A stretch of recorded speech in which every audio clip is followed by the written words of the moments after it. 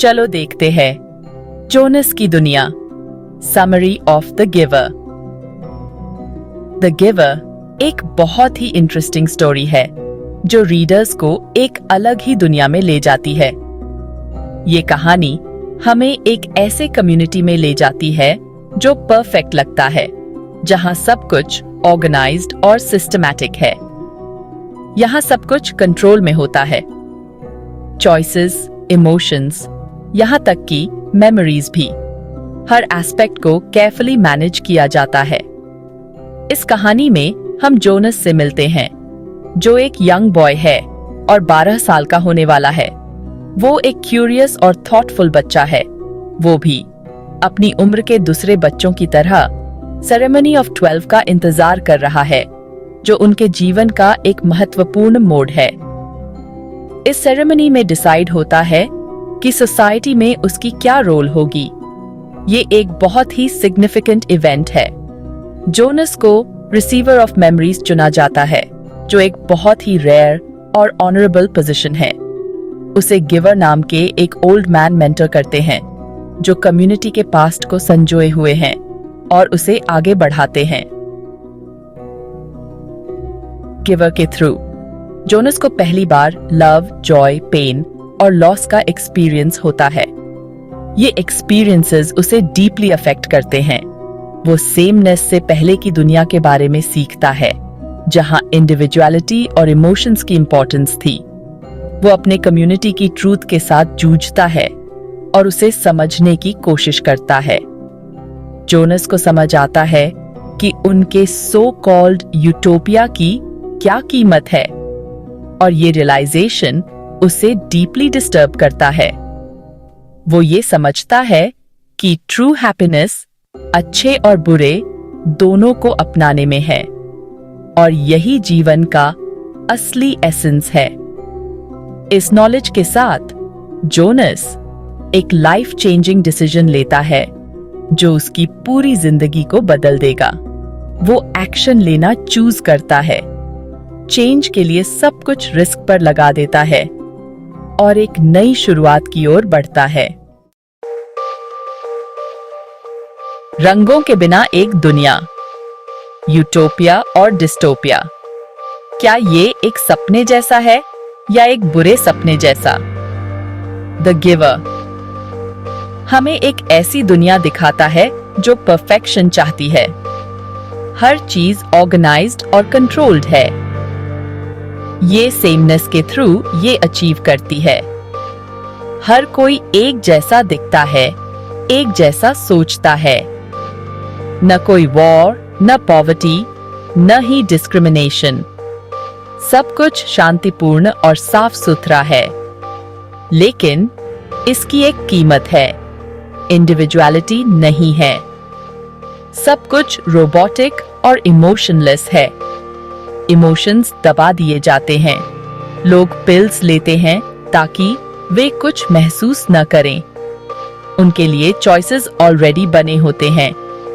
कोई भी अपनी मर्जी से कुछ नहीं चुन सकता।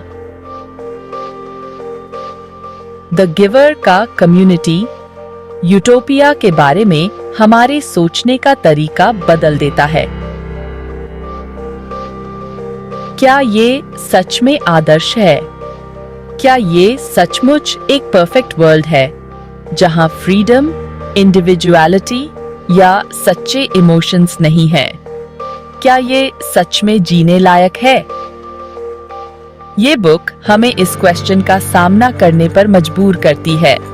क्या हम ऐसी दुनिया में रहना चाहेंगे?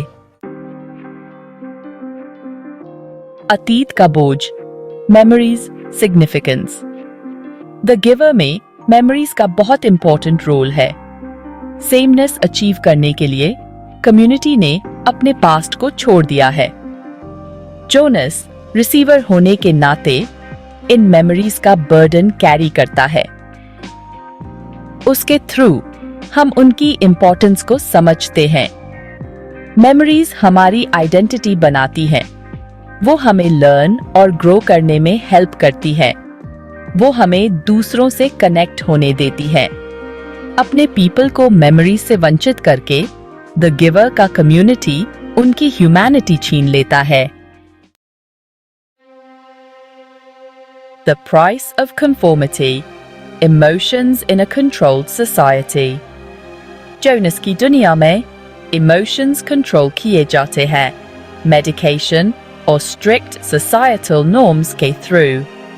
लव, जॉय, पेन और ग्रीफ अननोन कॉन्सेप्ट्स हैं। रिसीवर के रूप में जोनस का जर्नी उसे ह्यूमन इमोशंस के पूरे स्पेक्ट्रम को एक्सपीरियंस करने देता है। वो उस ब्यूटी और पेन को डिस्कवर करता है जो डीपली फील करने से आती है। ये रियलाइजेशन हमारे emotions, even the negative ones, को एम्ब्रेस करने की इम्पोर्टेंस को हाईलाइट करता है। यही इमोशंस हमें ह्यूमन बनाते हैं। Section 5. Jonas's Awakening. The Receiver of Memories. Jonas का रिसीवर ऑफ मेमोरीज के रूप में सिलेक्शन कहानी का टर्निंग पॉइंट है। वो गिवर के साथ अपनी ट्रेनिंग शुरू करता है। जोनस धीरे धीरे अपने कम्युनिटी और सेमनेस से पहले की दुनिया की ट्रूथ को अनकवर करता है। ये अवेकनिंग पेनफुल है। वो पास्ट की जॉयज और सॉरोज एक्सपीरियंस करता है। जोनस अपने सीमिंगली परफेक्ट सोसाइटी के अंदर के मैनिपुलेशन और कंट्रोल को भी रियलाइज करता है। Section 6. The Power of Choice. Jonas's Dilemma. जैसे जैसे जोनस को ज्यादा मेमोरीज मिलती हैं, वो एक मॉरल डायलेमा फेस करता है। क्या उसे चुप रहना चाहिए और कंफर्म करना चाहिए? क्या उसे अपने कम्युनिटी के साथ ट्रूथ शेयर करनी चाहिए, ये जानते हुए भी कि इससे केओस मच सकता है? ये डायलेमा चॉइस की पावर और रिस्पॉन्सिबिलिटी को हाईलाइट करता है। जोनस का इंटरनल स्ट्रगल डिफिकल्ट डिसीजंस के साथ हमारे अपने स्ट्रगल्स को रिफ्लेक्ट करता है। ये हमें याद दिलाता है कि हमारे चॉइसेस के कॉन्सिक्वेंसेस होते हैं। वो ही हमें वो बनाते हैं जो हम हैं। Section 7. Escape to Elsewhere. Jonas's Daring Decision. Jonas finally decide करता है कि वो चुप नहीं रह सकता। वो एक्शन लेना चूज करता है, इवन इफ इट मीन्स अपने सोसाइटी के रूल्स को तोड़ना।